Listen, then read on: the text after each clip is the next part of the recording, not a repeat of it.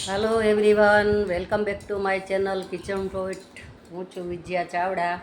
તો આજે આપણે બનાવીશું બોરિયા ગુંદા અને ગરમર.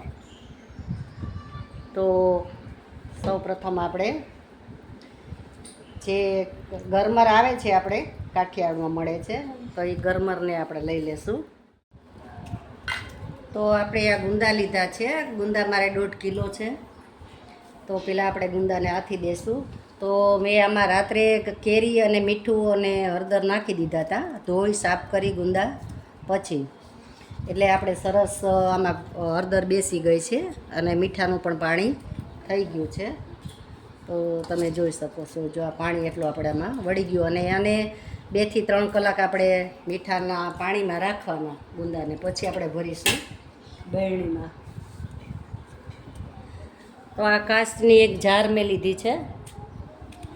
તો આ જારમાં આપણે ગુંદા ભરી દઈશું. હવે આ ગુંદા ભરવામાં આખા જે હોય ને આપણે લુમખા એ જ આપણે લેવાના છે. જો છૂટા રાખશો તો ગુંદા આપણા પાણીમાં ઉપર તરી અને બગડી જશે ને ઓલા સરસ મજાના આપણે આમાં રહી જાય. તો સૌ પ્રથમ આપણે ગુંદાને મૂકી દઈશું.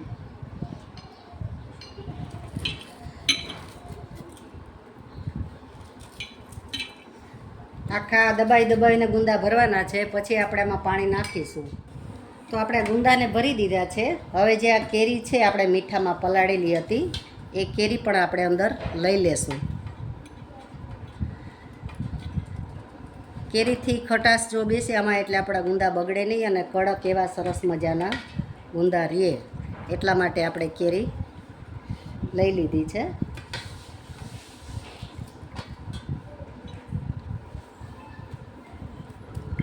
તો હવે આપણે આ કેરી લઈ લીધી છે અને આમાં મીઠું અને હળદર આપણે લેવાનું છે. મીઠું તો ઓલરેડી નાખેલું જ છે અને હળદર એ છે, પણ આપણે ઉપરથી થોડુંક નાખીશું. તો થોડાક આમ વધારે પડતું થોડું મીઠું હોય તો આપણા ગુંદા બગડે નહીં, એટલા માટે. એટલે આપણે 3 ચમચી મીઠું નાખી દઈશું. અને થોડી હળદર લઈ લેશું, કે હળદર એ મેં નાખેલી જ છે આમાં, એટલે આપણે અડધી ચમચી હળદર લઈ લઈશું. અને હવે આ રીતે આપણે જે વિનેગર મળે છે ને, એ વિનેગર લેવાનું છે. વિનેગરથી કેવું કડકે રહેશે તમારા ગુંદા, અને એમાં જે ઉપર જે ફૂગ ચડી જાય છે ને, એ ફૂગ નહીં ચડે. એટલે આપણે થોડું વિનેગર લઈ લઈશું.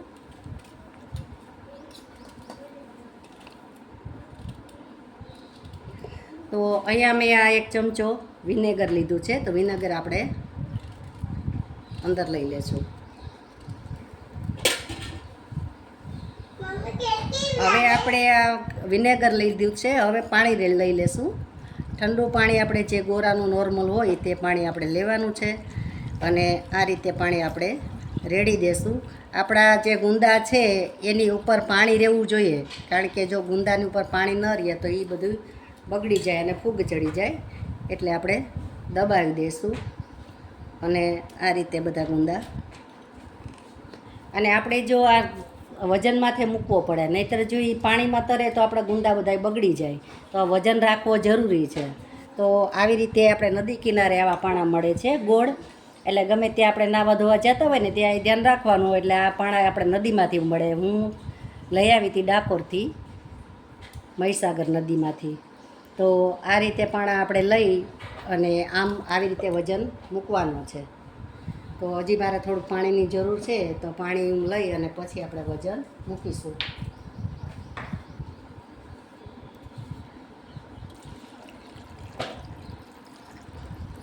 તો જુઓ, આપણે આખું બરણી પાણીની ભરી દીધી છે.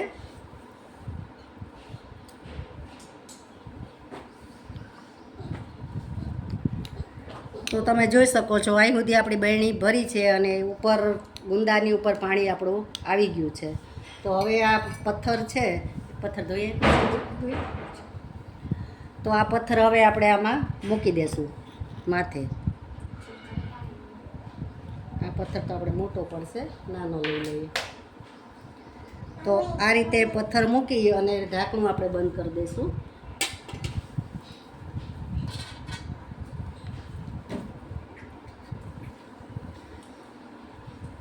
તો મિત્રો આ રીતે તમે જો ગુંદાને આથશો તો તમારા ગુંદા વરસ આખું એવા ને એવા રહેશે અને કડક રહેશે. આને અઠવાડિયે 10 દિવસની વાર લાગે બનતા અને અઠવાડિયા 15 દિવસ પછી આપણા ગુંદા રેડી થાય ખાવા માટે.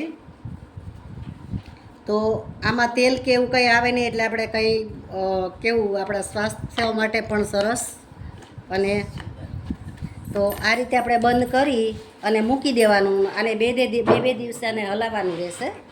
આવી રીતે આમ ઊંચા નીચું કરી દેવાનું એટલે પાણી કેવું આપણે નીચે જે મીઠું હોય ને તો એ ઓગળી જાય અને સરસ રીતે આપણા ગુંદામાં ચડી જાય.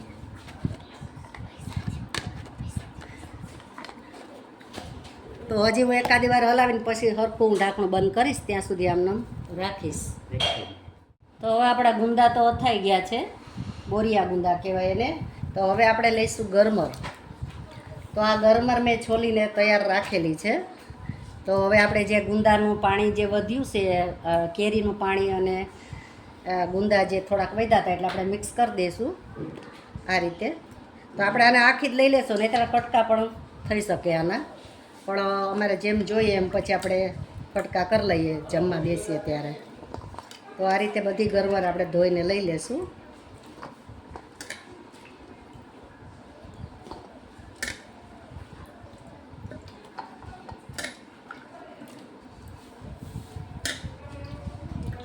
તો ગરમર આપણે બધી લઈ લીધી છે અને ગરમર આ રીતે આવી આવે છે આપણે કાઠિયાવાડમાં. આપણા ગુજરાતમાં કે એવામાં કે મળતી નથી. અમદાવાદ, બરોડા આપણે કેવું સુરતમાં એમાં મળે છે, પણ ગુજરાતમાં ક્યાંય મળતી નથી. તો આ ગરમર હું કાઠિયાવાડથી લઈ આવી છું. તો આ રીતે આખા ઝુમખા જ હોય આના. તો આને આપણે એક એક આમ છૂટા કરી અને પછી એની છાલ ઉતારી લીધી છે અને પાણીમાં રાખી દીધી એટલે કારી ન પડે. જો આને બહાર રાખો તો તમે કારી એકદમ થઈ જાય. તો પાણીમાં રાખવી જરૂરી છે આને.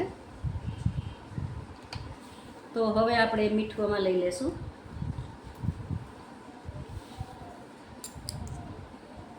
પાંચથી 6 ચમચી મીઠું જોહે આમાં, કારણ કે મારે 2 કિલો ગરમર છે. તો 5 ચમચી મેં મીઠું લીધું છે, મોટી ચમચી. અને જે આ હળદર છે તે પણ આપણે લઈ લઈશું. તો મેં 1 ચમચી હળદર લીધી છે અને જે આ કેરી છે એને મેં સમારી લીધી છે.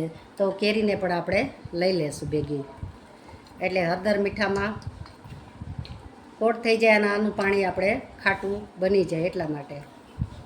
હવે આને હલાવી લેશું.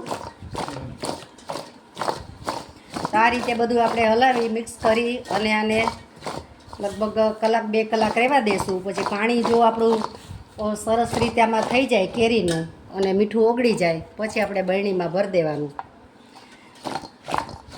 તો હવે આમાં પ્રોસેસ જે બાકી છે ભરવાની એ જ છે. અને જે આપણે ગુંદામાં પાણી નાખ્યું છે એવી રીતે જ આમાં પાણી લઈ લેવાનું છે. તો એનું ખાસ ધ્યાન રાખવું તમારે. તો આને 2 કલાક રહેવા દઈશું. પછી આ મીઠું અને કેરીનું પાણી થશે, ખાટું પાણી, પછી આપણે એક બરણીમાં લઈ લેશું. તો અહીંયા મેં પ્લાસ્ટિકની બરણી લીધી છે, તો આ બરણીમાં આપણે ભરી દઈશું. આ 2 કિલાની બરણી છે અને 2 કિલા મારી ગરમર છે. તો એ રીતે ભરી દઈશું અને તૈયાર છે આપણું ગુંદાનું અથાણું. તો મિત્રો કેવો લાગ્યો મારો વિડીયો? મારા વિડીયોને લાઈક કરો, શેર કરો અને સબસ્ક્રાઈબ કરજો અને બેલ આઇકન પ્રેસ કરજો એટલે મારા વિડીયો તમને મળે. અને આમાં તમે જો ફૂગ ન ચડે એના માટે આપણે વિનેગર નાખવાનું છે. વિનેગર નાખશો તો તમારે ફૂગ કોઈ દિવસ નહીં ચડે ઉપર, નહીંતર તો કેવું કે ફૂગ ઉપર થઈ જાય અને પડ આખું જામી જાય. અને 2-3 દિવસે હલાવવાનું ખાસ ભૂલવાનું નથી. તો હવે આને આપણે પ્રોસેસ બાકી ભરવાની જ છે આમાં. તો પાણી નાખી અને ભરી દેવાનું છે. તો આપણા અથાણા 2 તૈયાર છે, ગરમર અને ગુંદાનું, બોરિયા ગુંદા અને બોરિયા ગરમર. તો હવે આપણે મળીશું નવી રેસીપી નવા વિડીયોમાં. ત્યાં સુધી આવજો. Thank you for watching.